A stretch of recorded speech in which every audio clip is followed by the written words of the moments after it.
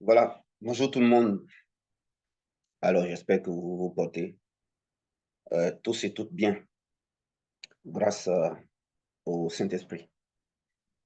Et sans plus tarder, on va introduire ce moment de partage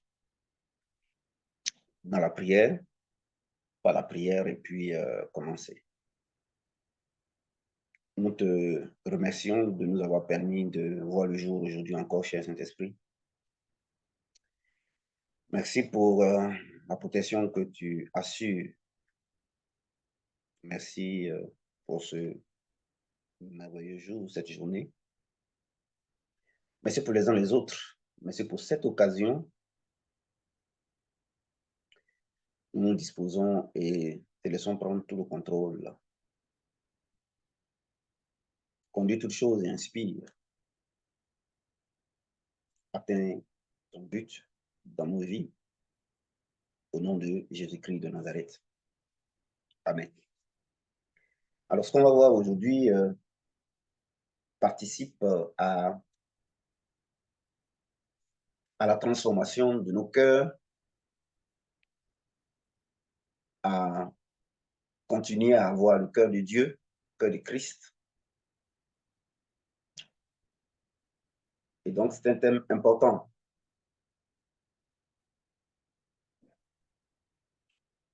Juste une parenthèse.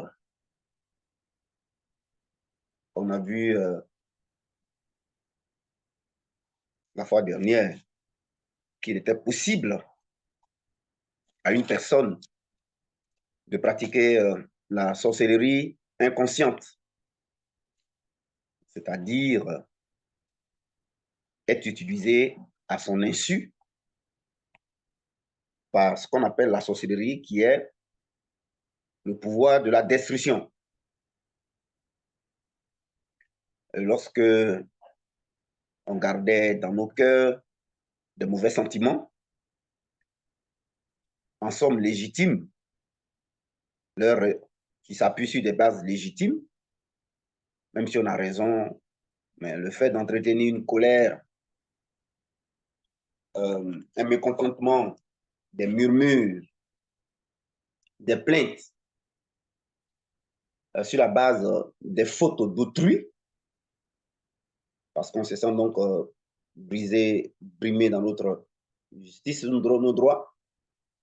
Cela donne donc l'occasion au pouvoir de la sorcellerie de pouvoir donc agir pour bloquer, pour voler, pour détruire et même tuer la personne contre laquelle on aurait quelque chose dans le cœur. Donc, c'est important. Aujourd'hui, on va aussi voir un autre aspect dans le même sens que m'a fait comprendre l'Esprit de Christ au cours de cette semaine. Alors là, ce qu'on va voir aujourd'hui, c'est comment une personne peut être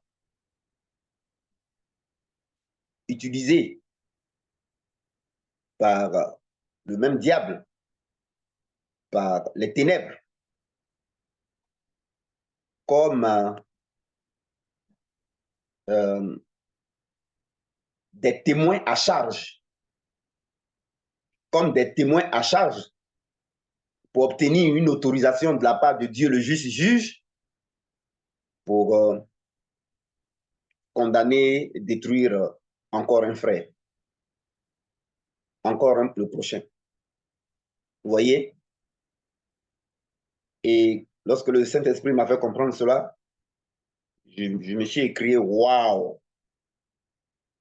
c'est terrible. Le spirituel est réel. Le spirituel, c'est la vie. Généralement, ce sont des choses assez subtiles. C'est pourquoi bien souvent, on peut attendre le diable dans les grands travers Mais le diable est dans les détails. Il est dans les petites choses. Donc, il faut écouter attentivement. Ça va aider ton cœur et ça va te permettre d'être averti. Donc, quelqu'un peut être sorcier, mais de manière inconsciente, être utilisé par le pouvoir de la sorcellerie, n'est-ce pas, pour faire du mal à son prochain. Aujourd'hui, ce qu'on voit maintenant, c'est que quelqu'un aussi, le diable, vous savez, il est accusateur. Et dans son travail d'accusateur, tout à l'heure, je vais vous donner le verset de base hein, où tout ça va sortir. Donc, je vais vous donner le passage tout de suite. Alors, le diable, vous allez noter le passage après tout à l'heure. Il connaît la loi de Dieu. Vous savez, dans la loi de Dieu, on ne peut pas condamner quelqu'un s'il n'y a pas de preuves. On ne peut pas condamner quelqu'un s'il n'y a pas de témoins. S'il n'y a pas de témoins. Donc, il faut qu'il y ait des gens qui viennent témoigner, qui vont constituer des preuves. Vous voyez?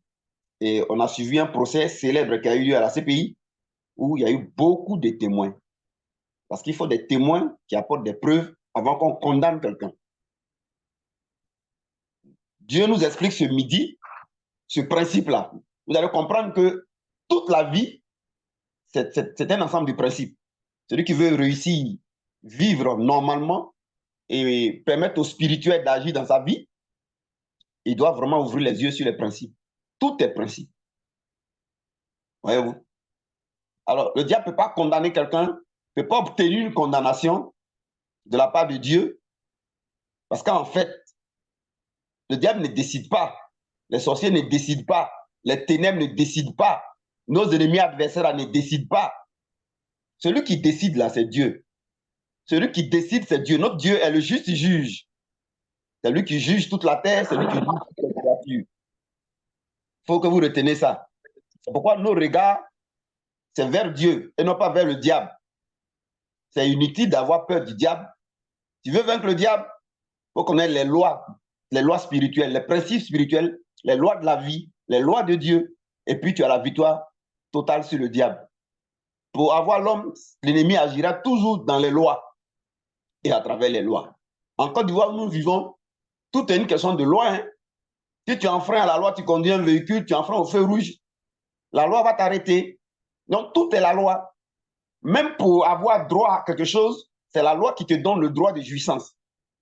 Un terrain, tu vas suivre un process selon la loi. Acheter une voiture, il y a un processus. C'est réglementé. Tout est réglementé. Voilà ce que je voulais vous faire comprendre. Donc, quand on comprend ça, on ne vit pas n'importe comment et on ne vit pas au hasard. On n'est pas religieux. On ne va pas à l'église parce qu'on peut aller à l'église. On va comprendre les lois de Dieu. On va comprendre les lois de la création. On va comprendre les lois et les principes spirituels et physiques.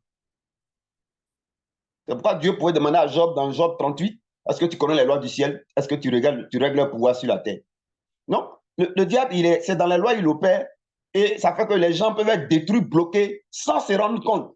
Et puis, on regarde dans une direction alors que ce n'est pas là-bas. Mes amis, l'autre jour, on a vu donc que tu peux être fâché avec quelqu'un alors que tu as raison, mais parce que la personne a commis une faute, l'ennemi peut utiliser ça et puis te utiliser dans une sorcellerie inconsciente sans que tu ne te rendes compte. On a déjà vu ça. Et le message est sur YouTube, ton identité TV. Il faut aller l'écouter. Aujourd'hui, on va voir que le diable aussi peut utiliser quelqu'un, il peut t'utiliser si tu ne fais pas attention, si tu ne connais pas cette loi-là, si tu ne prends pas garde, il peut t'utiliser aussi comme les témoins dont il a besoin pour obtenir une condamnation de la part de Dieu contre quelqu'un qui veut détruire, quelqu'un qui veut bloquer la vie, quelqu'un à qui il veut nuire. Alors, la loi de Dieu, c'est que pour condamner, il faut le témoignage de 2 à 3 personnes. Voilà. Il faut 2 ou 3 témoins. Pour condamner quelqu'un là, il faut 2 ou 3 témoins. Si vous lisez bien 1 Roi, chapitre 18, 1 Roi chapitre 18 et les chapitres suivants, vous avez l'histoire d'un monsieur qui s'appelle Naboth, à ne pas confondre avec Nabal le fou, le mari de Abigail. Naboth, il avait une vigne. C'était son seul héritage qu'il avait hérité de ses parents. Akab, le roi d'Israël, convoitait cette vigne-là. Et donc, Akab va appeler Nabal pour lui dire de lui vendre la vigne. Le roi avait plusieurs vignes, hein, mais c'est pour l'autre là, il veut. Alors, le propriétaire de la vigne, Naboth, va refuser de vendre la vigne parce que c'est son seul héritage. Alors, Akab, le roi, n'était pas content. Il est laissé triste, sa femme le voit, elle lui demande, il dit, il veut payer la vigne de Nabal, et Nabal ne veut pas. Sa femme lui dit, moi j'ai réglé le problème, tu es roi ou tu n'es pas roi. Regardez, tout acte s'inscrit toujours dans un principe juridique. C'est toujours encadré par la loi. La force, le pouvoir des problèmes que vous avez, c'est encadré par la loi.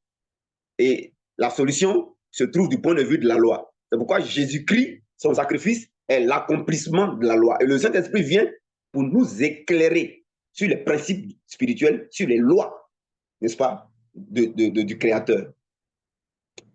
Et donc, pour condamner quelqu'un, il faut 2 ou 3 témoignages.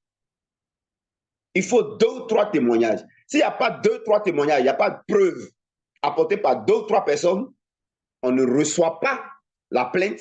Le dossier, le procès ne peut pas s'ouvrir et on ne peut pas condamner la personne.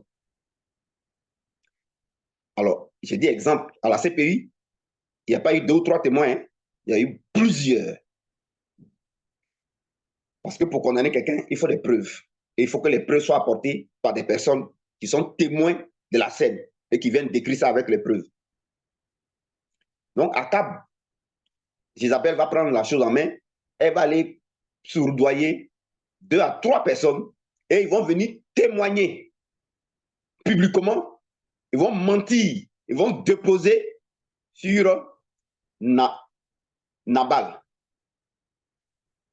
mes amis. Et c'est comme ça que Nabal va être jugé et il va être tué, puisqu'il y a eu 2 ou 3 témoins dont le témoignage concordait. Donc ça fait office de preuve et ils l'ont tué. C'est comme ça que Jézabel a pris la vigne du monsieur. Allons-y concernant la mort de Jésus. Regardez, même Jésus qui est Dieu, hein, il ne dit pas comme il est Dieu là, il va violer les règles et les principes. C'est pourquoi quand le Seigneur dit qu'il n'est pas venu abolir la loi, mais il est venu l'accomplir, il est venu réaliser cela, beaucoup ne comprennent pas ce qu'il veut dire. Donc, je donne l'exemple de Akab et le problème de la vigne. Il y a eu 2 ou 3 faux témoins. Vous lisez ça dans 1 Roi chapitre 19. Deuxième exemple, vous avez le procès de Jésus-Christ. Vous lisez ça dans les évangiles. Matthieu en parle, Marc en parle, Luc en parle, Jean en parle. Voyez-vous, où Jésus va être condamné. Alors, mais Jésus va être condamné aussi sur déposition de 2 à 3 témoins. Vous voyez, sur la déposition de 2 à 3 témoins qui vont venir l'accuser. Ils vont mentir sur lui, mais ils vont l'accuser. Et comme les témoignages concordaient, ça a fait office de preuve. Le juge, le souverain sacrificateur qui était là, va donc ordonner la condamnation de mort. Voilà deuxième preuve que je tire encore des Écritures. On a dans 1 Roi 18, 19 et on a dans l'Évangile selon Matthieu, pour le lire à partir du chapitre 25, 26, 27. Vous allez voir tout ce calvaire que le Seigneur a subi. Ensuite, l'autre preuve aussi, vous le voyez dans l'histoire. Maintenant, le texte de base, c'est Apocalypse 12, verset 7. Je vais lire ça. Apocalypse 12, verset 7. Apocalypse 12, verset 7, je lis. On va lire à partir du verset, oui. Et il eut guerre dans le ciel. Michel et ses anges combattirent contre le dragon, et le dragon et ses anges combattirent. Mais ils ne furent pas les plus forts, et leur place ne fut pas trouvée dans le ciel, ne fut plus trouvée dans le ciel. Et il fut précipité Le grand dragon, le serpent ancien, appelé le diable et Satan. Celui qui séduit toute la terre, il fut précipité sur la terre et ses anges furent pris avec lui. Alors le verset 10 maintenant. Et j'entendis dans le ciel une voix qui disait, maintenant le salut est arrivé et la puissance et le règne de notre Dieu et l'autorité de son Christ. Car il a été précipité, regardez le mot, l'accusateur de nos frères, celui qui les accusait devant Dieu jour et nuit. Voilà, donc Satan est un accusateur. Mais dans son travail d'accusation, il a besoin de preuves et il a besoin de témoins. Alors, les témoins que Satan prend là, ce sont les hommes. C'est les hommes. Son travail d'accusateur là, il faut qu'il trouve des accusateurs sur la terre ici qui vont accuser. Et il va prendre ces accusations de ces accusateurs et il va aller porter ça devant Dieu. Voilà comment il fait avant d'obtenir une condamnation de la part de Dieu. Voilà comment il travaille.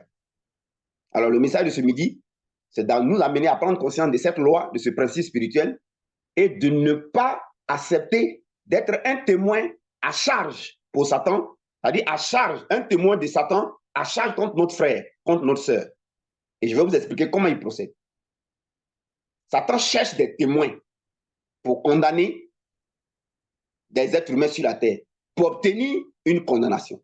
Comme la CPI cherchait des témoins là. Procureur de la République, Fatou Bensouda, cherchait des témoins là. C'est comme ça que Satan, dans le rôle de procureur, cherche toujours des témoins physiques, des témoins humains. Apocalypse chapitre 7, Apocalypse 12, 7, c'est un mystère. C'est une révélation. C'est ce que Dieu m'a fait comprendre hier, lorsque j'ai échangé avec mon épouse, mais elle ne savait pas que pendant qu'on parlait, et puis c'est là que la révélation est sortie. Mes amis. Donc, retenez que pour condamner quelqu'un, il faut des preuves et il faut des témoins. Ça, retenez ça. Donc, avant que les sorciers condamnent, là, obtiennent les sorciers exécutent la condamnation, là, avant qu'un sorcier tue quelqu'un, avant qu'un sorcier bloque une vie, avant que le diable bloque une vie, avant que les démons bloquent une vie, détruisent une vie, volent une vie, tous, ils font tout ce que vous savez qu'ils font là. Avant qu'il y ait des problèmes là. C'est parce que sur la terre, Satan a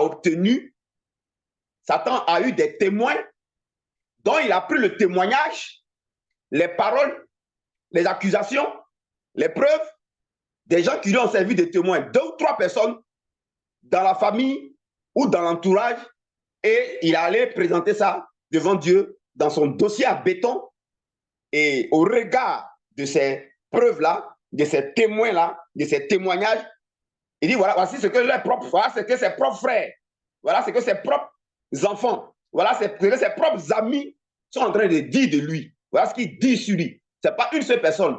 Votre honneur, ça, Dieu parle comme ça. Hein. C'est 3, 4, 5. Ils sont beaucoup même qui en parlent. Mais moi, déjà, je te cite 3 personnes. Voilà cette personne-là. Tu l'écoutes, non? Tu vois ce qu'elle est en train de dire. Tu te fais son enregistrement. Voilà la vidéo. Voilà l'image. Allez, il fait comme ça. On voit déjà sur la terre. Dieu est assis là. Satan à côté. La cour regarde. On fait la main comme ça. Et puis, on te voit déjà en train d'accuser ton frère là. En train de le condamner déjà. Hein, en train de l'accuser et de le condamner. La manière dont il va être condamné dans le ciel là. C'est comment toi tu le condamnes déjà sur la terre. Comment tu veux qu'il soit condamné au ciel là. C'est comment toi déjà ta bouche le condamne ici. Comment tu veux qu'on le traite dans le ciel là. C'est comment toi tu le traites déjà ici. Comment tu veux qu'on le voie au ciel là. C'est comment toi tu es son frère. Toi tu es son ami. C'est comme ça que tu parles de lui ici. Donc Satan montre la première personne. Dieu regarde deuxième personne qui est en train de parler. Troisième personne qui est en train de parler. Et puis il demande à Dieu de continuer. Alors que votre loi dit c'est le témoignage de 2 ou 3 personnes. Mais je peux continuer, ils sont beaucoup. Hein. Dieu dit, ce n'est pas la peine. Plus de 2 ou 3, ça suffit déjà. Mes amis.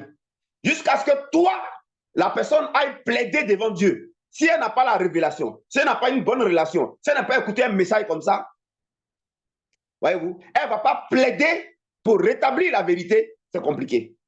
Je vous dis que le spirituel, c'est la vie de tous les jours. Mais bon, les gens pensent que comme on dit Dieu au ciel, donc pour eux, c'est extraordinaire. Je vous dis, c'est la vie. Dieu, c'est la vie. Mon fils disait, la Bible, c'est Dieu qui a vu les gens vivre avant d'abord. Dieu a vu le monde exister avant. Il a vu le monde, la vie avant. Et puis, il a consigné ça dans la Bible. L'enfant, là, hein? Il était encore jeune quand il réfléchissait comme ça. Il dit, ouais, mon fils, tu as raison. Donc, la Bible parle de notre vie. La Bible nous présente. Voyez-vous? Donc, c'est très important. C'est pourquoi c'est dangereux quand quelqu'un n'a pas une relation avec le Seigneur ou ne s'instruit pas dans les voies de Dieu et il est foutu. La loi s'impose à lui-même. Voyez-vous? Donc, Apocalypse 12, 7, on a lu là. Bon, généralement, on voit ça, on dit, ah, le diable est accusateur, mais on ne sait pas comment son travail d'accusation fonctionne.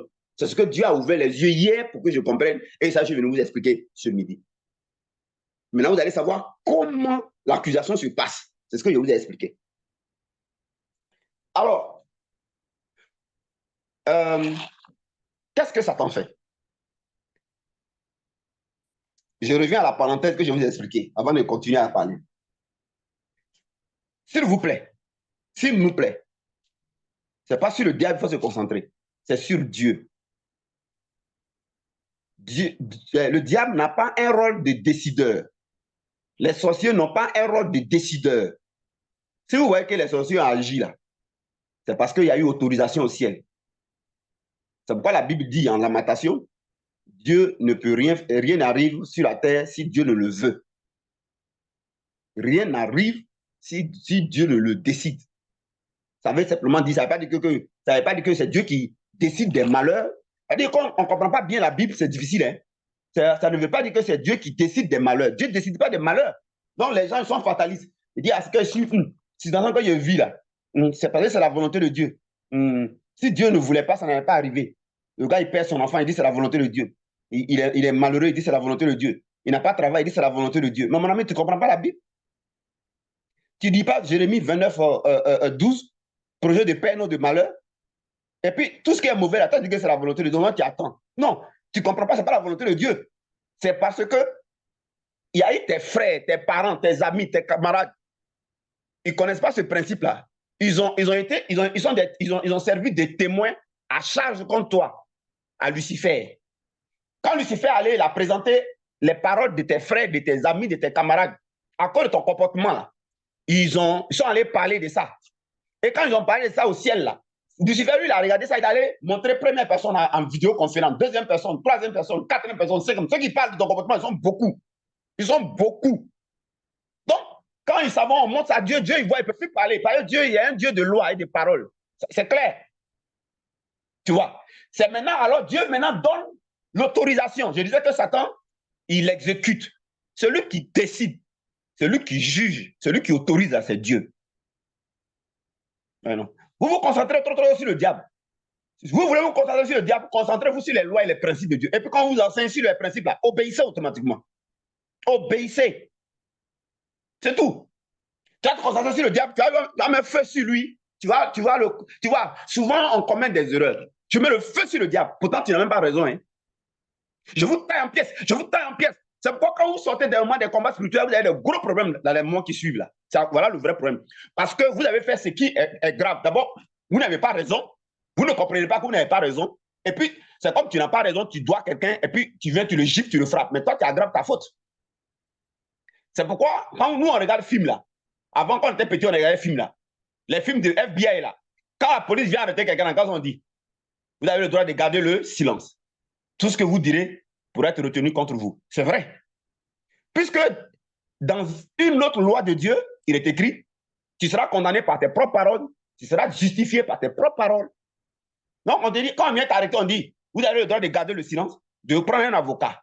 Tout ce que vous allez dire là peut être retenu contre vous dans un procès. Vous avez compris? C'est des lois, c'est des principes. Affaire de Dieu, ce n'est pas affaire d'église, ce n'est pas affaire de religion. Je vous dis ça toujours, mais il y en a qui ne comprennent pas.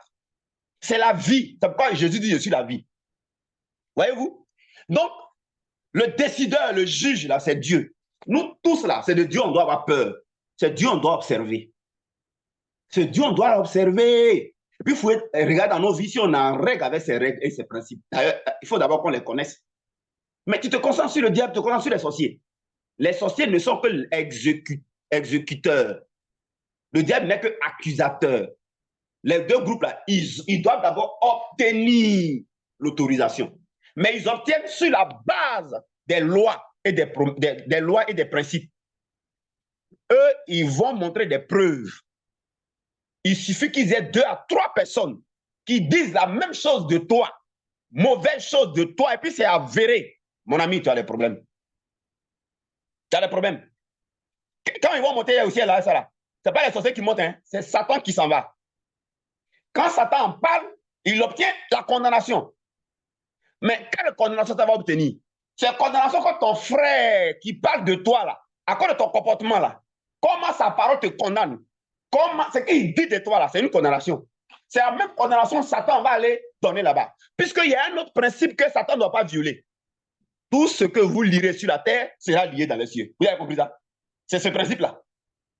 Donc, comment ton frère t'a lié ici, là, par ces paroles-là, il t'a condamné, là, il a parlé de toi, là. C'est comme ça que Satan va te lier là-bas devant Dieu. C'est la même condamnation que Dieu va autoriser. Maintenant, quand Satan il redescend, il dit, youpi, on peut faire la fête. J'ai obtenu la condamnation. Ah, les hommes là, ils sont bêtes, mais nous rendent service. Hein? Voilà. Ils sont des témoins à charge contre leur propre frère. C'est de ça qu'on parle. Maintenant, il dit aux sorciers, allez, attention, voilà comment vous allez l'éliminer. Hein? Vous devez l'appauvrir. Puis ton frère dit, il est trop mauvais. Ça, il veut s'en sortir. Ça, il veut être riche. Il n'en a rien. Un mauvais type comme ça, un ingrat comme ça, il t'a condamné déjà. Hein? Non, Satan va dire aux sorciers, là, ne le tuez pas. Hein? Il n'a pas obtenu condamnation de tuer là-bas. Hein? J'ai obtenu condamnation de... Parce que les témoins que j'ai présentés là, c'est condamnation de ce qu'ils ont dit sur la terre ici là. Et puis, c'est preuve que j'ai montré là. Et puis, Dieu les voyait parler là. C'est condamnation de souffrance. Il ne doit rien avoir. Donc, détruisez-moi tous ces affaires, tous ces biens. Vous voyez maintenant comment ça fonctionne? C'est pourquoi le titre du message que vous allez voir sur YouTube, que je vais mettre après ce message-là, c'est il ne faut pas accepter de servir de témoin à Satan pour détruire ton frère. Voilà. Et c'est comme ça que travaille l'esprit de division. Satan, pour avoir quelqu'un comme son témoin, il faut qu'il lui injecte un esprit de division et que la personne alors travaille dans la division. Une fois que tu acceptes les sentiments de division et tu parles maintenant mal contre ton frère, c'est ça l'esprit de division, alors tu deviens premier témoin. Il va faire ça deuxième aussi, deuxième témoin, troisième témoin. Quand il a eu les 3 témoins qui disent la même chose de toi, c'est terminé. Condamnation va suivre. Alors, comment ça fonctionne? Je vous explique dans le détail. Vous savez, il y a des gens, Satan est rentré très tôt dans leur famille. Et leur grand-père, qui a couché ton arrière-grand-père, qui a mis au moins son arrière-grand-père, c'est valable côté maternel, un grand-mère aussi. Jusqu'à ce que nous, on vienne au monde, jusqu'à ce que tu viennes au monde.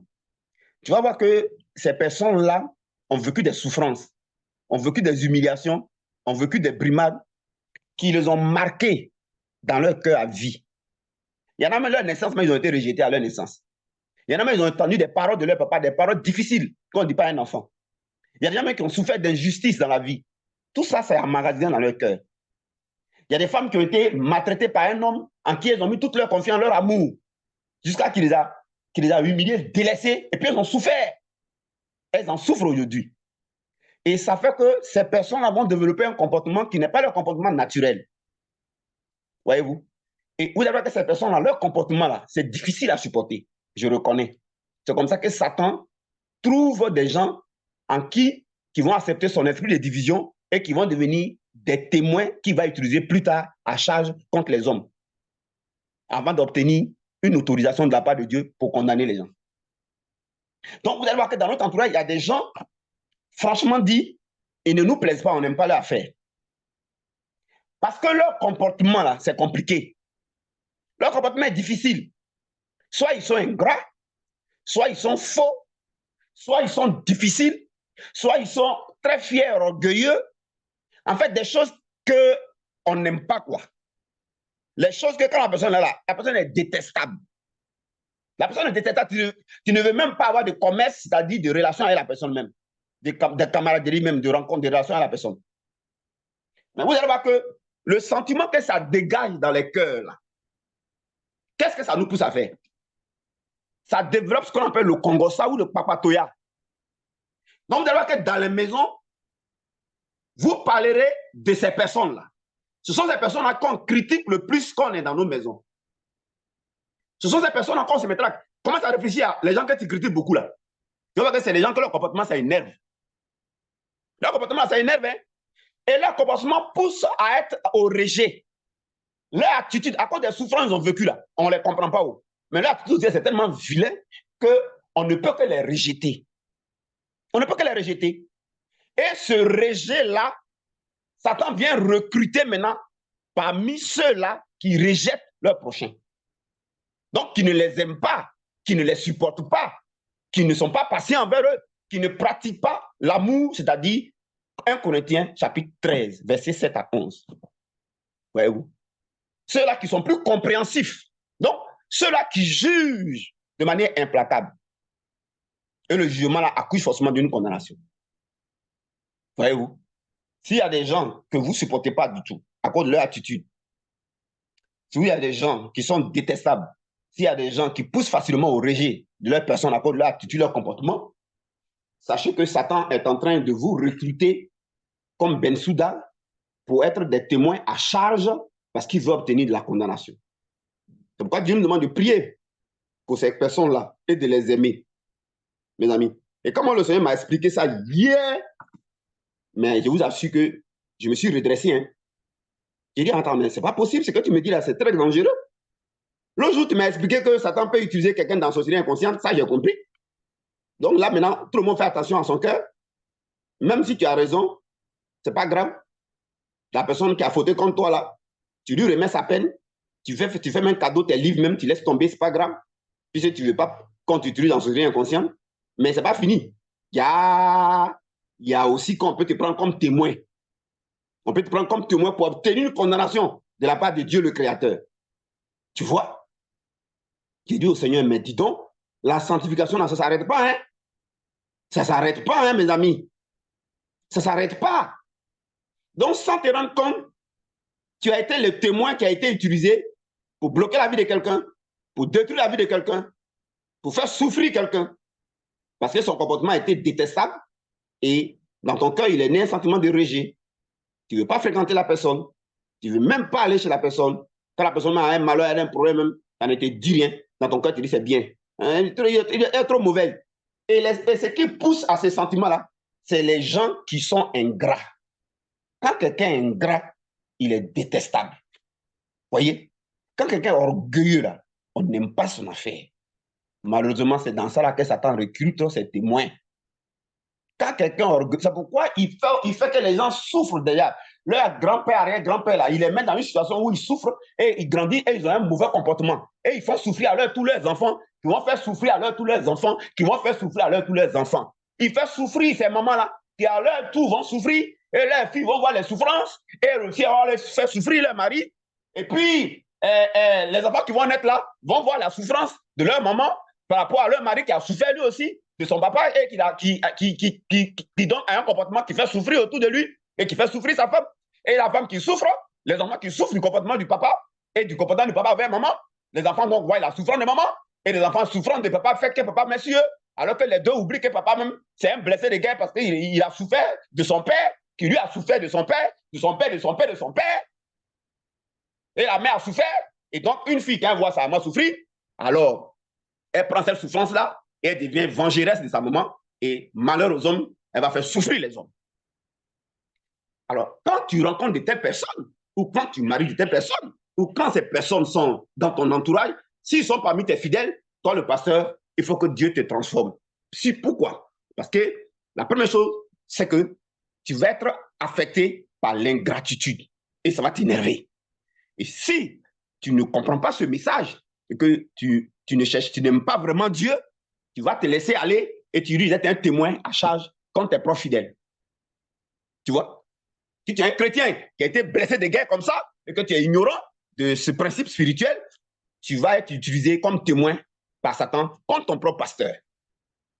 Vous comprenez que la femme donc peut être utilisée comme témoin contre son propre mari. Le mari peut être utilisé comme témoin contre sa propre femme, les enfants, les voisins, le service, et j'en passe. Alors, bien souvent, vous vous rendez compte qu'on a été des témoins à charge contre notre propre frère. Les gens vivent de blocages.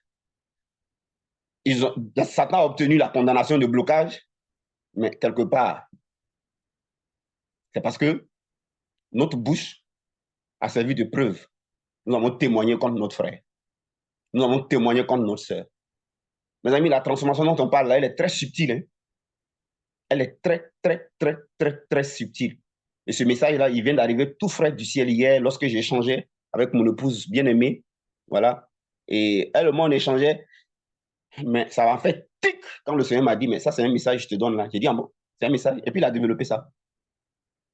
Il a développé ça. Vous voyez? Donc, vous voyez, vous avez compris aujourd'hui le principe pour que Dieu obtienne une autorisation. Dieu donne une autorisation au diable qui vient maintenant dit, ah, on a obtenu l'ordonnance d'exécution, on a obtenu l'ordonnance d'exécution, et maintenant il dit ça aux démons, et les démons courent rapidement. Les démons des familles, les démons de sorcellerie, les démons des ancêtres, les démons des alliances, là, ils rentrent en jeu maintenant. C'est pourquoi il faut faire attention sur la question des alliances.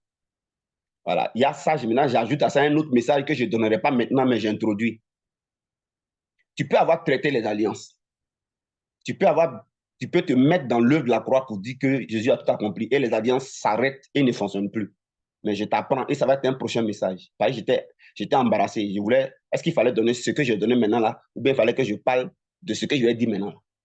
Puis j'ai décidé donc de parler de ce que vous avez entendu là sur comment ne pas être témoin aux mains de Satan pour qu'il obtienne une décision de justice auprès de Dieu contre notre prochain. Après, maintenant, je parlerai de le retour des dieux de famille. Le retour des dieux de famille. Vous voyez, les deux messages sont liés. Lorsque Satan obtient donc une autorisation de la part de Dieu parce qu'il a trouvé des témoins humains sur la terre qui l'ont aidé dans sa tâche, qui ont présenté les preuves, il suffit qu'il ait 2 ou 3 personnes, ça suffit. Mais il fait d'abord qu'il y ait beaucoup de souffrance dans le cœur, dans les individus, et il fait en sorte qu'il n'y ait pas 3, mais il fait en sorte qu'il y ait beaucoup de personnes qui disent la même chose d'une personne. Et ce qu'on dit là, ce n'est pas faux. Hein? Parce que ce qu'on dit de ton comportement, c'est vraiment vrai. Ton attitude, c'est vrai. Mais lui, il fait en sorte que ça ne dépasse 3 témoins. C'est-à-dire qu'il met Dieu dans l'embarras. C'est-à-dire que lui, il n'a même pas de respect. Il s'est dit, en fait, c'est une foutaise, il s'en défier Dieu. Sous ses propres lois. Pour dire à Dieu, bon, toi, tu as dit 2 ou 3 personnes, c'est là qu'on prend en compte. Mais moi, il peut t'envoyer 1000 personnes. Hein. Il peut t'envoyer 5, il peut t'envoyer 10. C'est ce que ça veut dire. Donc, quand il présente les 3 là, avec écoute des paroles que les gens sont en train de dire là, il dit à Dieu, si tu veux, on peut continuer à croire. Il peut faire appel au 4e, 5e, 6e. Hein. Dieu dit, ah, ça suffit. Ça suffit. Et puis Dieu a mal au cœur. Dieu a mal au cœur. Il est obligé, puis il laisse faire. C'est ça que les gens souffrent sur la terre. Dieu est là, puis les gens souffrent. Les gens ne comprennent pas au fond ce qui se passe. Les lois se jouent là-bas. Oh non, Dieu est là, puis les gens souffrent. Dieu, il ne fait rien. Il était où? Il était où, mon ami? Est-ce que tu sais ce qui se passe? Tu connais quelle loi que les hommes ont mis en jeu? Tout ce qui est autorisé sur la terre, c'est ça qui est autorisé dans le ciel. Tout ce qui est permis ici, là, c'est ça qui est permis là-bas. C'est voilà le sens. Ce qui s'autorise là-bas dans le procès, là, c'est nous, on l'autorise ici. Mes amis. Donc, tu peux avoir traité les alliances. Tu peux être dans l'œuvre de la croix, puis l'alliance n'agit pas dans ta vie. Mais attention. Mais il y a une condition pour que l'alliance-là, que tu as traité, ou l'alliance qui n'agissait plus là, l'alliance-là agisse encore. Les dieux qui ont été chassés là, les dieux là reviennent. Quelle est la condition? La condition, bien entendu, c'est lorsque tu as fait ouverture. Mais qu'est-ce qui fait ouverture? C'est les sentiments dont on parle. C'est les sentiments. Dès l'instant que tu violes la loi de Dieu, par tes sentiments, par tes propos, tu n'exprimes pas de miséricorde. Tu vois? Tu n'exprimes pas de miséricorde. Par tes sentiments, des vilains sentiments, le péché, la saleté, l'hypocrisie dans ton cœur, mes amis, dès l'instant que Satan obtient l'autorisation, parce qu'il y a des preuves à charge, c'est parce que Jésus a fait qu'il n'y a plus de preuves à charge. Mais toi, tu es venu donner encore preuves à charge. Donc, quand tu donnes des preuves à charge comme ça, et que tes frères même déposent sur toi, contre ton comportement aussi, les 2 éléments réunis, ou même un élément seulement suffit, lorsque Satan revient, il vient s'adresser au Dieu de famille. Maintenant, on va prendre un autre verset. Qu'est-ce que Jésus a dit? Vous connaissez ces versets que j'ai dit là, c'est dans la Bible. Hein? Qu'est-ce que Jésus a dit? Comme je ne prépare pas mes messages, c'est juste une relation avec Dieu, un dialogue. Et quand il m'enseigne, donc, normalement, il faut que je prenne le temps maintenant pour aller, les passages là, ce qu'il me dit là, je vais aller maintenant chercher là, où c'est situé. Voilà, mais si il fait ça, là, on ne va pas commencer à midi. Hein. Vous avez vu que j'ai ouvert en retard. Hein. Vous avez vu que j'ai ouvert en retard, non? Voilà. Il était en train de gérer les passages. Et puis, l'heure est arrivée. Voilà. Mais je vous donne déjà l'idée, ça est dans la Bible. Hein? Vous avez vu que, comment on appelle ça? Jésus a dit quoi? Lorsque je vous donne le passage sur le retour des dieux, c'est-à-dire que les alliances, ça peuvent te reprendre encore. C'est pourquoi hier, à la retraite spirituelle, j'ai prié comme j'ai prié. Là. Hier, la retraite spirituelle qu'on a fait là, j'ai prié comme on a fait là. Parce que les dieux là peuvent revenir. Les dieux là peuvent revenir. Les alliances là peuvent réactiver. Les liens là peuvent réactiver. On appelle ça le retour des dieux. Ça va devenir un message à part. Le retour des dieux. Quand Satan revient avec l'ordonnance de décision, d'exécution, ça peut pas nous demander de vivre dans la sanctification. Mais quand on parle de sanctification, on parle d'être dans une transformation tout le temps. Tu peux en jouer. On laisse des saletés dans nos cœurs, là, et puis tu t'amuses avec ça, là. Mais tu es foutu. C'est-à-dire que tu as daté tout le travail qui a été fait par le passé. Donc, Jésus dit quoi? Il le dit dans cette parole.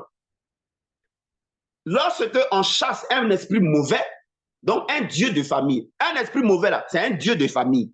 Les démons, là, sont les dieux des familles. C'est des esprits qui travaillent pour les dieux des familles. Les dieux des familles, c'est des entités qui ont des démons à leur service. Vous comprenez? Donc, quand Jésus chasse les démons, c'est les dieux des familles, là, ils chassent des vies. Hein.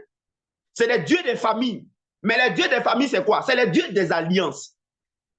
C'est des dieux des promesses, des adorations, de tous les qu'est-ce qu'il y a là. Ce sont des dieux-là. Hein. C'est eux, ils chassent. On dit quand un dieu des familles est chassé là, mais vous pensez qu'il est content? On dit ça en se promener. On l'a chassé de sa maison. On l'a chassé. De là où il s'exprimait pas, on le voyait. Mais on dit quoi? Quand il va, il revient, il ne voit pas la maison ornée, balayée, occupée. Mon ami, il revient avec 7 autres dieux mauvais et puis il vient habiter dans la personne. Ça veut dire que le retour des alliances, c'est possible. Tu vois, retour des alliances, là, c'est possible. Le retour des réclamations, là, c'est possible. Le retour des quoi? Alliance, traité, serment, hôtel, opposition, envoûtement, tout ce qui découlait des alliances, le contrôle, là. Pourtant, l'œuvre de la croix t'a enlevé dessus, là. C'est possible que ça revienne encore dans ta vie. Donc, hier, j'ai orienté la retraite spirituelle de la manière que j'ai fait, là. Il y en a peut-être dans la tête qui vont dire, ah, ça, là, nous, il y a longtemps, on a fait ça. Pourquoi le prophète revient dessus? Pardon, il faut répéter ce qu'on a fait hier. Il ne faut pas dire que pourquoi il revient dessus, hein. Faut pas, quand on fouille dans ton cœur, là, tu n'as pas servi de témoin à Satan quelque part. Quand on fouille dans ton cœur, il n'y a pas saleté dedans. Est-ce que tu pardonnes facilement? Est-ce que tu ne répliques pas, tu ne réponds pas à tout? Tu ne réagis pas au cas de tout? Hein? Est-ce que tu ne te satisfais pas d'abord avant, machin? Mais les alliances sont revenus. Les alliances sont là. Non, il faut répéter ce qu'on a fait hier, là, pardon. Il ne faut pas dire que le prophète a déjà fait ça avec moi. Que ça, c'est le nouveau. Il n'a pas fait le nouveau ici, hein. Ce sera nouveau, ce sera ancien pour toi quand tu es vraiment transformé. Ah, quand tu vas payer le prix de la transformation, quand tu payeras le prix de la transformation, là, ce que j'ai fait hier, ça ne te concerne pas. Mais sinon, ça te concerne. Hein? Ça te concerne. Hein? Bien, ça c'est une parenthèse. Donc, vous voyez, donc, il est possible le retour des dieux là. Les dieux de famille là reviennent. C'est ce que Jésus a dit. Quand on les chasse là, ils reviennent. Ils reviennent. Et le but de Satan, c'est de tout faire pour qu'ils ne soient pas au chômage, pour qu'ils reviennent. Il fait tout pour qu'ils reviennent. Par des témoins qui trouvent parmi nous et par des sorciers inconscients qui trouvent aussi parmi nous. Mes amis, par des sorciers inconscients qui trouvent. Et il les trouve dans les familles, il les trouve dans les foyers, il les trouve dans les services, il les trouve dans les relations, il les trouve dans les églises. Il les trouve. Et c'est comme ça que les dieux là reviennent. Le dieu des familles qui vivait que la vie du ministère de Gédéon, on ne voyait pas Gédéon là. Gédéon n'entrait pas dans sa destinée là. Et puis Dieu a dit à Gédéon d'aller briser l'autel de sa famille là. Ces dieux là, pour beaucoup, ils sont revenus. Mais vous ne savez pas qu'ils sont revenus. C'est pas, je vous dis que l'affaire de Dieu, ce n'est pas de la religion. C'est la chose la plus sérieuse qui puisse exister. Ce n'est vraiment pas un jeu. C'est dans les petits détails. Satan est dans les détails, Dieu est dans les détails. Ouais, non, ils ne sont pas généralement où on les attend là. Élie attendait Dieu dans le feu, il n'était pas dans le feu. Dans un gros vent, il n'était pas dans le vent. Il était dans un doux murmure là. D'autres pensent que Dieu est dans, quand il tombe à l'église, on prie, puis tombe. Chaise cassée. Non, hein? Dieu est dans le calme, tranquille, dans les petites choses. Donc les dieux des familles là, peuvent revenir. Hein? Les dieux des familles reviennent. Les alliances là se repositionnent. Les traités là se repositionnent. Ah là, tu es en train de chanter bien, tout accompli. Oh, c'est fini, moi je suis libre, car Jésus est mon substitut. Mais si Jésus est ton substitut, ton cœur là aussi, là, tu dois être substitut. Nos sentiments là doivent être substituts. Mais tu es utilisé comme témoin de Ben Souda, j'ai dit Ben Souda, du diable à la CPI, au ciel, au tribunal, pour obtenir condamnation contre ton frère. La demande, les dieux de ta famille, ils reviennent là. Tu vois? Ou bien tu fais sorcellerie inconsciente. Tu vois? Parce que pour une faute qu'on a commise sur toi, tu ne peux pas laisser tomber. Tu ne peux pas laisser tomber. Tu vois? Et puis, troisièmement, tu ne pratiques pas les principes de Dieu. Tu vois? Tu es rebelle, tu es désobéissant sur ça. On n'a pas dit un jour, 2 jours, mais toi, tu es dedans tout le temps. Tu t'en fous, tu es dedans. Tu es dedans seulement. Les dieux là sont revenus. Et la prochaine fois, quand il va développer ce chapitre, vous allez voir que Israël là, est là pour nous donner l'exemple, pour qu'on comprenne ce qui se passe dans nos propres vies au plan spirituel. C'est ce qu'on voit au niveau d'Israël. À l'époque, quels sont les dieux qui fatiguaient Israël? C'est pas Pharaon? Donc, il y avait Pharaon, non? Bien. Après ça, avec qui? Quels sont les pays qui fatiguaient Israël? Il y avait l'Égypte. Avec quel dieu? Pharaon. Après ça, avec qui? Il y avait Rome. Après ça, avec qui? La Grèce. Après ça, il y avait qui? Il y avait la Perse avant. Après ça, il y avait qui? Il y a eu Babylone. Et vous savez que les mêmes dieux là, de ces pays-là, ils sont là. Et vous savez qu'ils sont revenus. Est-ce que vous savez qu'ils sont revenus? Non, alliance là, ça revient. Pourtant, tu n'as pas fait encore, hein? Ça revient. Je vais vous expliquer maintenant qui est Égypte aujourd'hui et qui est Pharaon. Et vous savez que les dieux de Sodome et Gomorrhe, ils sont revenus. Vous voulez voir Sodome et Gomorrhe, les dieux là, où ils sont revenus? Vous voulez voir où ils sont revenus? Pourtant, Dieu a mis le feu là-bas. Hein? Ils sont revenus. On vous a dit que l'esprit ne meurt pas. Sodome et Gomorrhe, les dieux qui sont revenus là, c'est l'Occident. L'Occident, comme vous voyez là, c'est les dieux de Sodome et Gomorrhe là, qui sont en l'Occident. Les États-Unis là, Miami là, où les gens sont nus. Et regardez les États-Unis aujourd'hui. Il n'y a plus de valeur morale. Ce qui s'est passé à Sodome et Gomorrhe là, c'est ça qui est dans les Occidentaux là, non? Ils font quoi? Boubisme, non? Même dans votre propre pays, Côte d'Ivoire, là, les dieux, là, ils sont venus ici, là, ils sont en Côte d'Ivoire ici. Les dieux de Sodome et Gomorrhe sont en Côte d'Ivoire ici. Ah, vous avez vu qu'ils sont revenus, non? À un moment donné, les Woubis nous ont nargué à bien ici. Mais ils sont remplis dans leur... Allez-y en France, ils sont là-bas. Transgenres, homosexualité. C'est pas le même Dieu, là.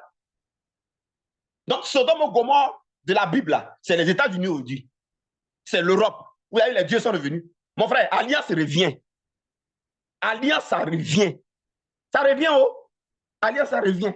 Alliance des familles, là, ils reviennent. Les démons, là, ils reviennent. Affaire là, c'est une affaire sérieuse, hein. Maintenant, vous voulez que je vous dise qui est Pharaon? Est-ce que l'Égypte est revenu? Égypte, ce n'est pas l'Égypte physique, là. Hein. Il a quitté en Égypte physique le dieu de l'Égypte qui était là-bas, Pharaon. Hein. Vous savez où il est parti? Il est assis dans l'Union européenne. Et il est assis dans l'Occident. Vous ne voyez pas que c'est l'Occident qui fatigue l'Afrique? Qu'est-ce que le dieu de l'Égypte faisait? Il ne mettait pas Israël sous esclavage 430 ans. Est-ce que l'Afrique n'est pas sous esclavage depuis, on dit on est indépendant, on n'est pas esclave? Ce n'est pas Pharaon qui est là.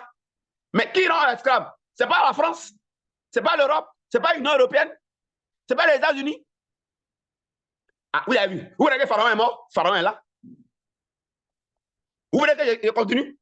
Qui a fatigué encore Israël?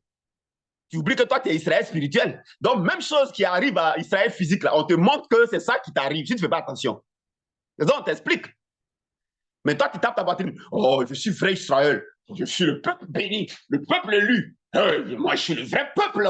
Oh, je suis bénéficiaire des promesses excellentes. Mais tu es ignorant quand tu racontes des trucs là, c'est vrai, mais les dieux là sont revenus.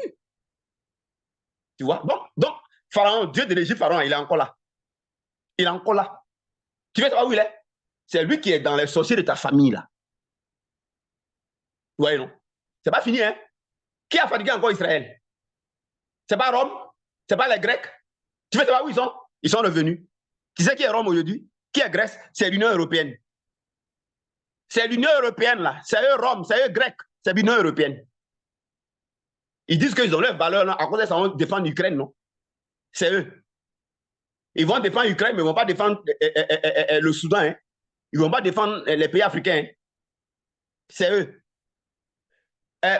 Toi, je vais vous prouver encore que le Dieu qui était derrière Nimrod pour construire tout de Babel, là, tu crois il a disparu? Il est revenu.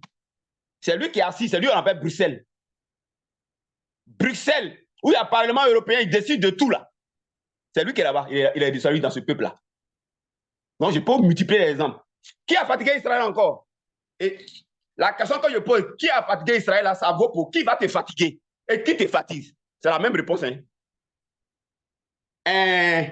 Qui a fatigué Israël? Il y a la Perse qui a fatigué Israël. C'est-à-dire, en Perse, ils étaient esclaves. C'est là-bas, il y avait Mardoché et puis Esther. Là, maintenant, je vous parle en tant que prophète. Hein. Il y avait donc Esther et Mardoché qui étaient en Perse. Et un certain Aman a pris un décret pour exterminer tous les Juifs. Elle sait que ce même esprit est là actuellement. Il a pris le décret pour que toi, tu ne vis pas, on te tue. Elle sait qu'il existe. Mais je t'explique d'abord pourquoi tu le retrouves. Il est où? Perse, là, c'est eux qui sont Iran. Et vous savez, c'est Iran qui soutient le Hezbollah et la milice là, Hezbollah et puis, comment on appelle là, le Hamas.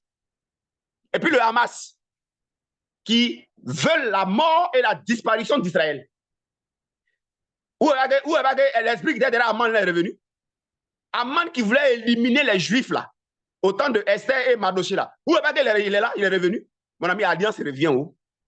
Quand on voit quelque chose dans ta vie, l'Alliance là, il se positionne quoi? C'est pourquoi c'est compliqué. C'est pourquoi je vous dis que normalement, là, si on est sérieux avec Dieu, là, on ne devait pas revivre ces choses-là. Ma femme a toujours dit ça hier. Moi, c'est pourquoi ma femme, là, elle a toujours dit ça. Elle dit, mon mari, qui aime te fatiguer sur les gens. Elle vous a dit hier nuit, il n'est pas dormi. Il est dormi à 2 heures du matin, en train d'écrire ce que le Seigneur me disait. Elle dit, mais tu te fatigues pour les gens. Est-ce qu'on t'a dit que les gens aiment Dieu même? Tu te fatigues pour les gens pour rien. Parce qu'en réalité, quand on est vrai avec Dieu, on est sincère, on va payer le prix. Et puis les choses roulent. Mais c'est compliqué, les gens profitent de Dieu. Et c'est ça que le grand drame des gens. C'est le grand drame. Sinon, normalement, il n'y a même pas besoin de chaque fois vous bavarder. Hein. La vie chrétienne, j'ai déjà dit la fois dernière. Jésus a fait le sacrifice, il a payé le prix. L'Esprit de Dieu est descendu, l'Esprit d'accomplissement, l'Esprit de succès, l'Esprit de promesse, il est sur la terre. On demande maintenant que chacun présente sa vie de sacrifice. Et puis l'Esprit de Dieu rend ça visible. Un bien embêté, un bien. Quand embêté, là, quand on dit un bien, c'est fini. Sinon, tout ce qu'on fait là, c'est des tralala inutiles. C'est des tralala inutiles. Hein? Jésus a payé le prix. Les dieux reviennent, ils ne reviennent pas. Jésus, il a payé le prix. Maintenant, celui qui veut gâter prix là pour lui, ça, c'est son problème. Sinon, normalement, là, je vous assure, normalement, quand moi je viens là, midi ou le soir, qu'est-ce qu'il devait faire? Je dois vous dire, frères et sœurs, Jésus a payé le prix, je vais vous expliquer le sacrifice. Il dit, son esprit a été libéré, puis je vous explique comment il a été libéré. Je vous dis, il est présent, il est là.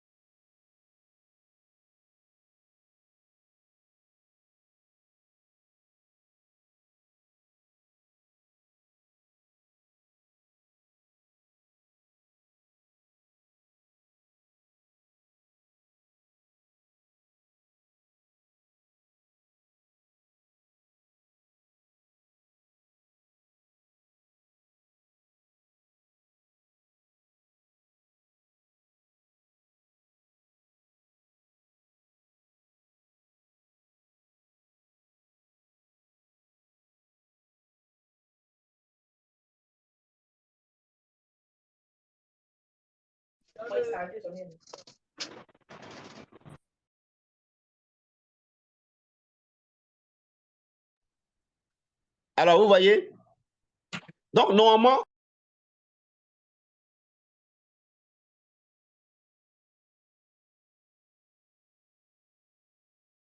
maintenant, qu'est-ce qu'il reste? Il reste seulement qu'on soit des adorateurs, on fasse attention à nos vies, on a une relation correcte avec lui, et puis surtout maintenant, on pose des actes de sacrifice. C'est tout, hein? C'est-à-dire, on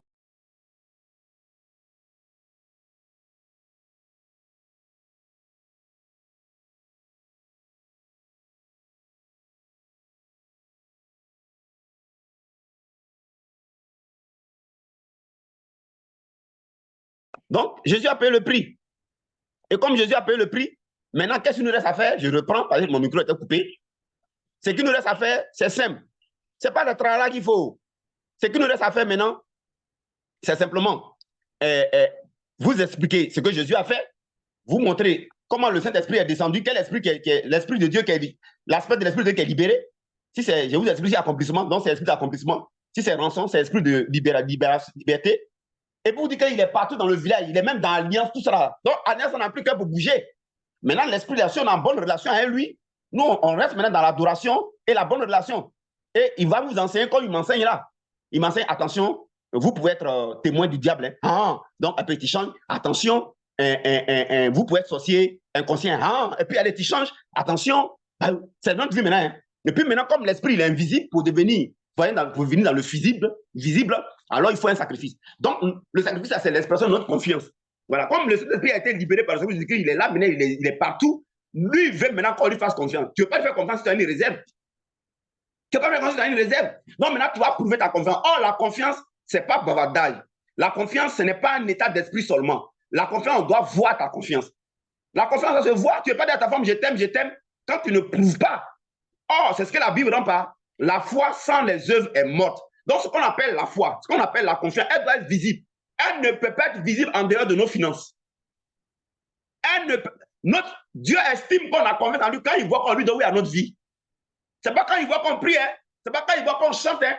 C'est quand il voit qu'on lui donne oui à notre vie. Mais comment Dieu peut voir que tu donnes oui à ta vie si tu ne lui donnes pas où il y a ta réserve? C'est comme ça qu'il me rendait son témoignage. Après le message de la fois dernière, là, elle a compris. Je vous explique que vous comprenez bien. Elle avait sur son compte 5 000. Après ça, quelqu'un lui a donné 10 000. Après le message, elle s'est dit, ah, je vais prendre les 15 000 là pour acheter chaussures. Comme décembre arrive là, je vais prendre les 15 000 qui sont sur mon portable là, mon compte là, pour acheter une chaussure pour porter. Et puis l'Esprit de Dieu lui dit, tu n'as pas écouté le message qu'on a dit là. Donc son cœur était partagé. Donc elle prend les 15 000, puis elle me balance ça. Elle dit, papa, il faut prendre ça pour l'œuvre de Dieu. Et puis elle me demande, le message explique-moi bien. C'est tout salaire, on prend voir ce qu'on a dit. Non. Quand tu as de l'argent, quand tu reçois ton salaire, ce que tu fais d'abord tes dépenses. Tu payes ta dîme, tu enlèves ta dîme. Quand tu as enlevé ta dîme, ensuite, il va te laisser le reste. Tu fais tes dépenses. Nourriture, scolarité, courant, l'eau. Mais un homme normal, là, met une économie de côté.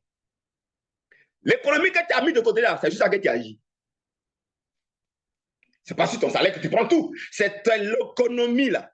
Au lieu d'économiser toi-même pour toi, tu économises sur Dieu. Tu dis à Dieu, moi, je te donne ça que je pourrais mettre de côté. Par exemple, elle pourrait prendre ses 15 pour une chaussure. Mais elle donne ça au Seigneur pour son œuvre. Je lui ai dit, c'est comme ça que tu dois continuer. Voyez, ça, c'est un aspect.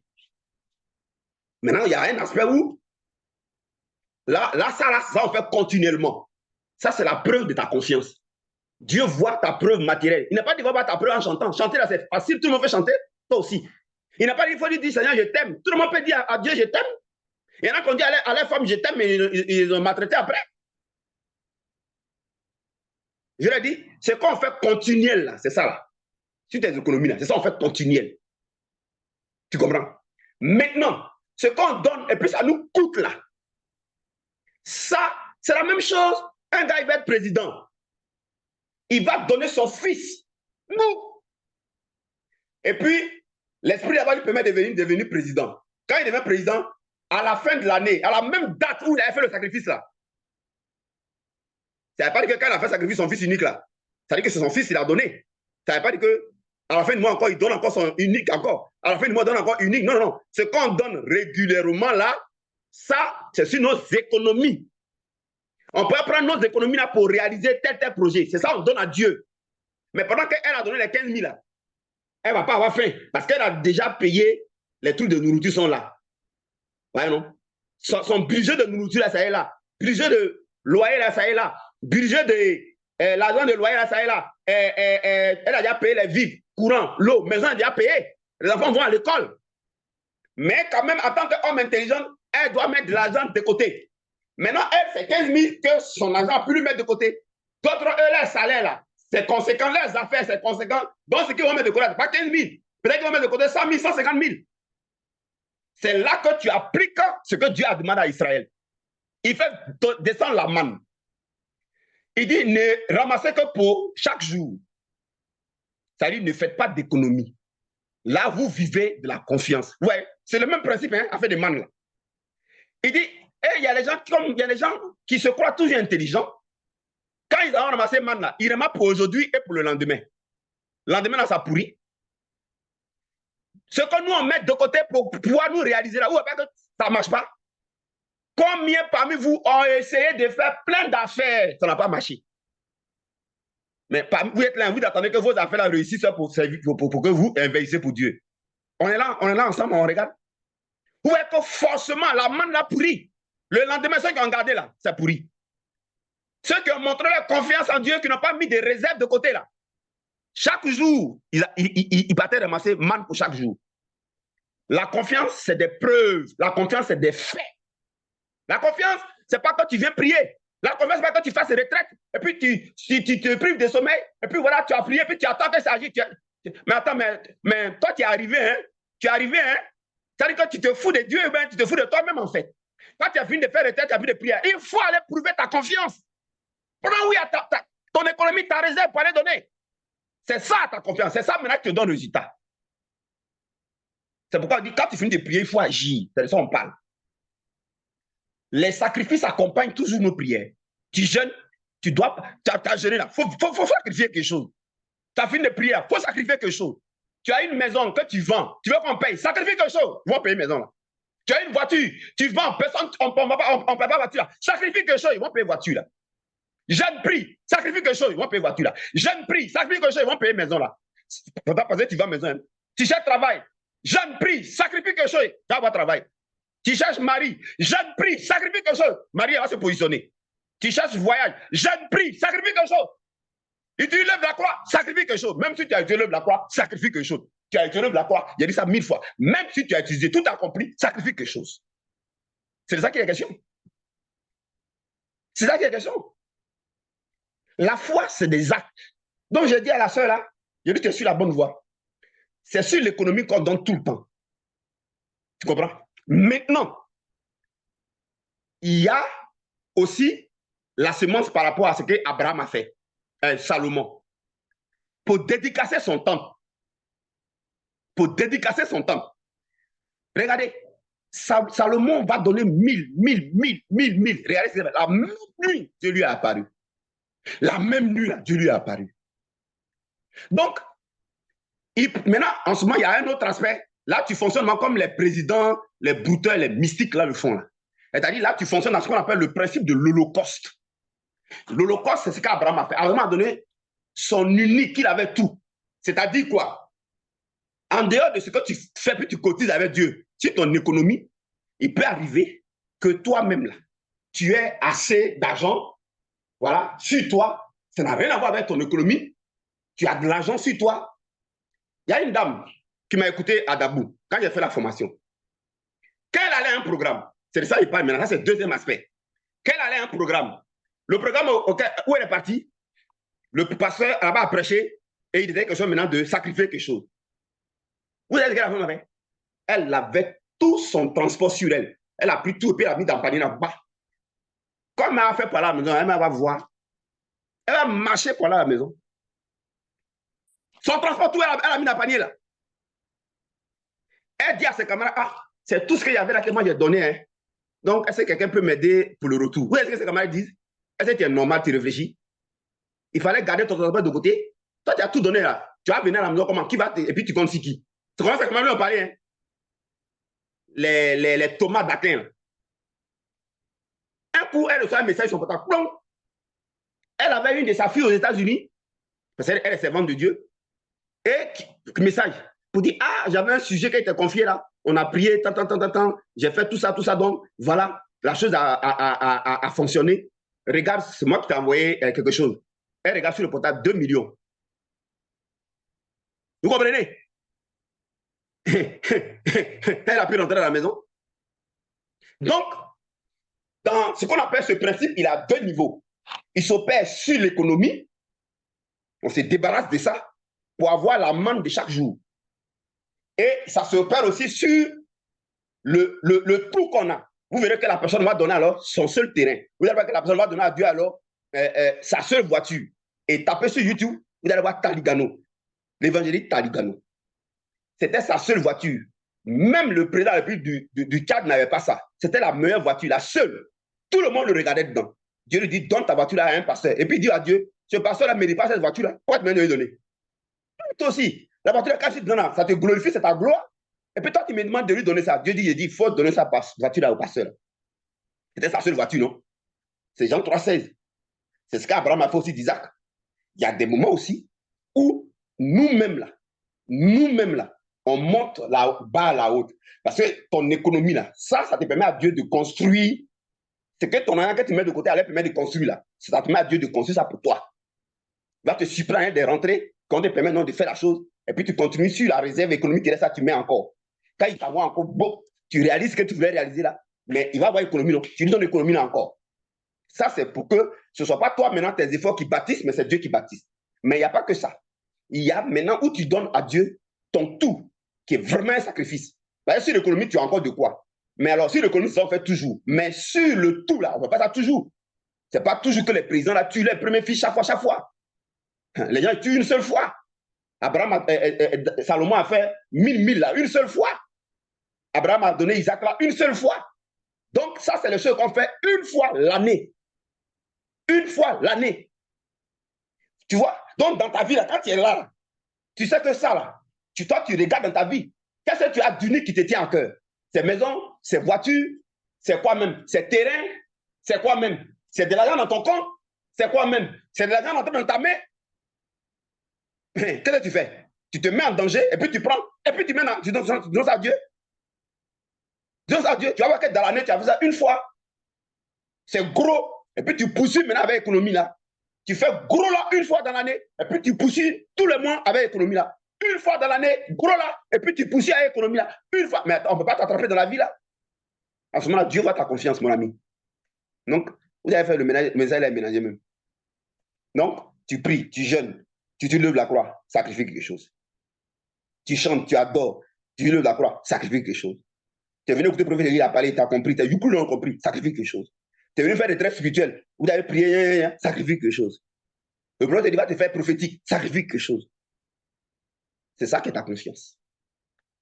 Voilà. Donc, résumons-nous, les dieux là, ils peuvent revenir. Donc, je vais vous montrer que le dieu de Perse là, c'est ça qui est Iran, hein. Il est revenu à Iran. Babylone, c'est Babylone qui a fatigué Israël. Le dieu de Babylone est revenu, il est revenu à Irak. Ce n'est pas Irak qui fatigue Israël, ce n'est pas Iran qui fatigue Israël, ce n'est pas les pays arabes. Qui a fatigué Israël? Ce n'est pas Amalek. Vous savez qui est Amalek? Amalek, Aman, c'est eux qui sont Hamas là. Le Hamas là, c'est l'esprit d'Amalek là. Donc les dieux là, ils reviennent. Les dieux là, ils reviennent. Donc il faut faire attention. Il faut faire attention, mon ami. Donc il ne faut pas être un sorcier inconscient, mais il ne faut pas aussi être un témoin à charge contre ton prochain. C'est pourquoi le plus important là, c'est l'état de notre cœur. 1.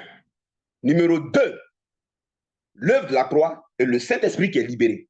3, adoration, gratitude, relation, direction, pour que Dieu te conduise.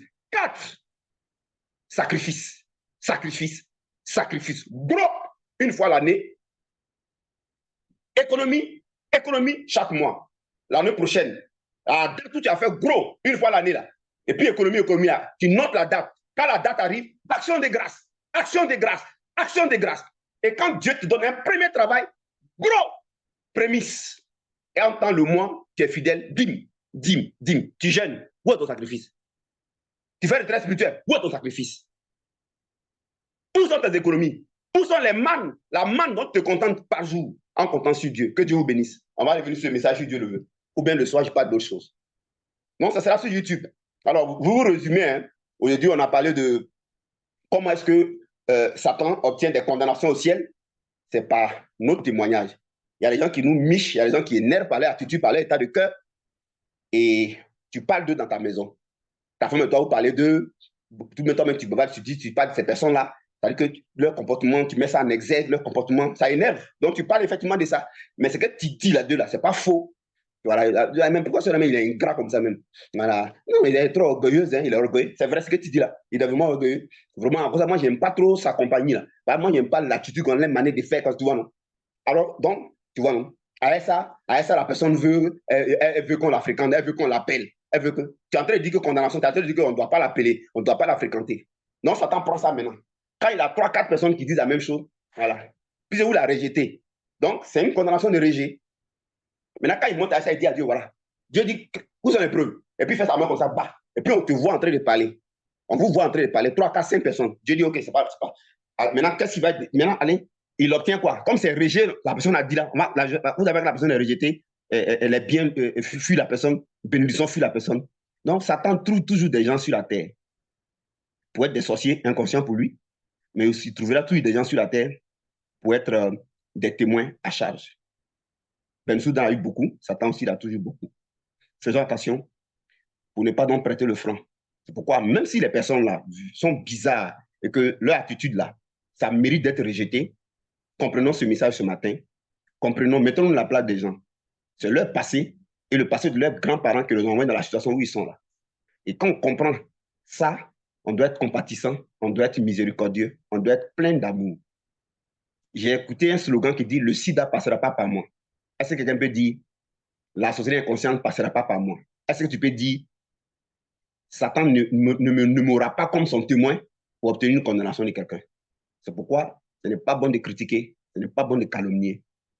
Et veillons sur nos sentiments. C'est ça là qui est l'essentiel maintenant. Tu veux te concentrer sur quelque chose, laisse le diable, c'est ça, il faut te concentrer sur ça. Ça empêche les alliances de revenir et les dieux anciens, les dieux de ta famille, les dieux du village, les dieux qui ont été chassés là, les dieux des hôtels, des réclamations, des alliances de revenir, parce qu'ils reviennent. Israël est là pour te montrer ce qui arrive à Israël, c'est ce qui arrive à l'Église. Nous, ça nous arrive au plan spirituel, Israël, ça arrive au plan physique. Aujourd'hui, Dieu t'a ouvert les yeux et t'a compris. Le Saint-Esprit est déjà descendu. Jésus a déjà fini le sacrifice.